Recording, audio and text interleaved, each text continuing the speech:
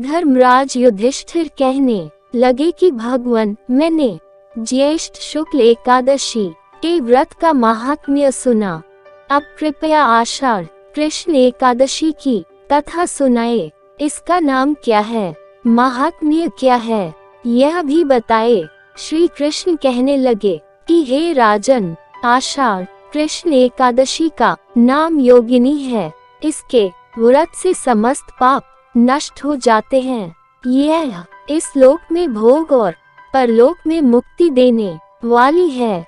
यह तीनों लोकों में प्रसिद्ध है। मैं तुमसे पुराणों में वर्णन की हुई कथा कहता हूँ, ध्यान पूर्वक सुनो।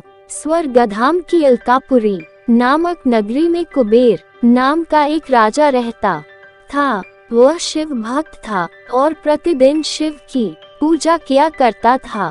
हेम नाम का एक माली पूजन के लिए उसके यहाँ फूल लाया करता था। हेम की विशालाक्षी नाम की सुंदर स्त्री थी। एक दिन वह मानसरोवर से पुष्प तो ले आया, लेकिन कामासक्त होने के कारण वह अपनी स्त्री से हास्य विनोद तथा रमन करने लगा।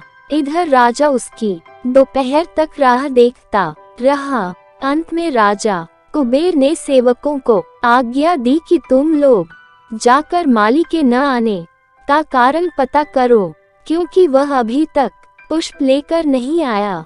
सेवकों ने कहा कि महाराज, वह पापी अति कामी है, अपनी स्त्री के साथ हास्य विनोद और रमन कर रहा होगा।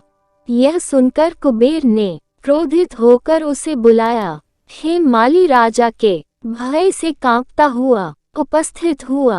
राजा कुबेर ने क्रोध में आकर कहा, अरे पापी, नीच, कामी, तूने मेरे परम पूजनीय ईश्वरों के ईश्वर श्री शिवजी महाराज का अनादर किया है।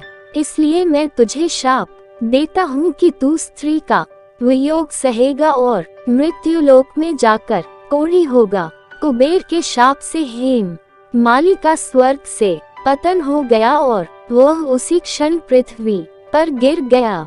भूतल पर आते ही उसके शरीर में श्वेत कोढ़ हो गया। उसकी स्त्री भी उसी समय अंतर्ध्यान हो गई। मृत्यु लोक में आकर माली ने महान दुख भोगे। भयानक जंगल में जाकर बिना अन्न और जल के भटकता रहा। रात्रि को निद्रा भी नहीं आती थी, परंतु शिवजी की पूजा के प्रभाव से उसको पिछले जन्म की स्मृति का ज्ञान अवश्य रहा। घूमते घूमते एक दिन वह मार्कंडेय ऋषि के आश्रम में पहुंच गया, जो ब्रह्मा से भी अधिक वृद्ध थे और जिनका आश्रम ब्रह्मा की सभा के समान लगता था। हेम माली वहां जाकर उनके पैरों में पड़ गया।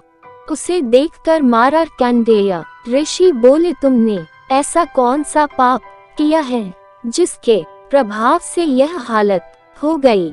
हेम माली ने सारा वृतांत कह सुनाया।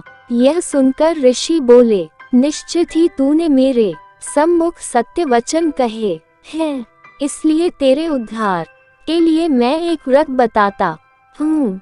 यदि तू आषाढ़ मास के कृष्ण पक्ष की योगिनी नामक एकादशी का विधि पूर्वक व्रत करेगा तो तेरे सब पाप नष्ट हो जाएंगे। यह सुनकर हेम माली ने अत्यंत प्रसन्न होकर मुनि को साष्टांग प्रणाम किया। मुनि ने उसे स्नेह के साथ उठाया। हेम माली ने मुनि के कथनानुसार विधि पूर्वक योगिनी एकादशी का व्रत किया। इस व्रत के प्रभाव से अपने पुराने स्वरूप में आकर वह अपनी स्त्री के साथ सुखपूर्वक रहने लगा। भगवान कृष्ण ने कहा, हे राजन, यह योगिनी एकादशी का व्रत 88,000 ब्राह्मणों को भोजन कराने के बराबर फल देता है। इसके व्रत से समस्त पाप दूर हो जाते हैं और अंत में स्वर्ग प्राप्त होता है।